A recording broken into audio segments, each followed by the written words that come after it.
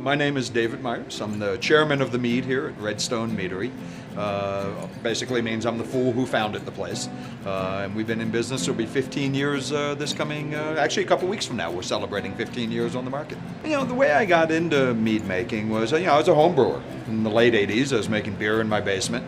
A couple years later, I got turned on to mead through the home brewing community. And at the beginning, we just started out trying to make, very quite frankly, mead I liked. And then tried to show a whole different side of mead is not just big, heavy, sweet, honey-only type drinks. It can be, but it can be dry or sweet, sparkling or still, high alcohol, low alcohol. Really, from the get-go, we have been a real pioneer in our industry.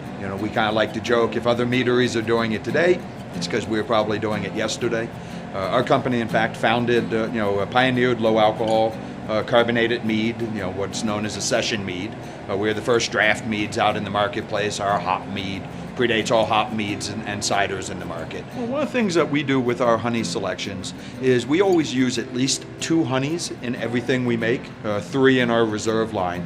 Because I really like the concept of melding multiple flavors into our own personal flavor. We just recently released our first apple nectar, so part of the carbonated lines, what's referred to as a sizer, so honey and apples together. And we're actually just getting ready to release our first ever watermelon version. In the carbonated, so that's really exciting.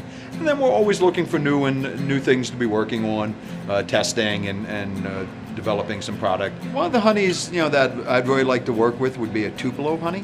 We've had the fortune of finding some really good honeys over the years, and recently made a sourwood mead for a company down in Georgia that were doing a private label. So it's really exciting to work with sourwood because it's always been a very legendary honey. I just think there's something very unique in honeys. I mean, there are over 300 varieties of honey alone in the United States, let alone in the world, and we have worked with some international honeys as well.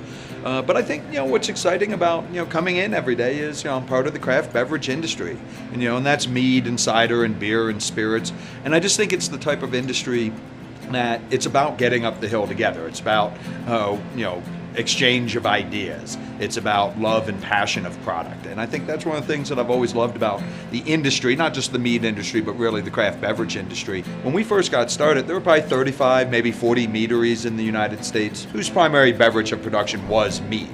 Today that number is about 250, and I would say 75 to 100 of them have opened in the last couple years. So I think a real indicator of any industry is on the growth is how many more companies are jumping into it. So it used to be, there might be a local meadery sometimes around some place. Now almost any place I go and travel, there's local mead being made.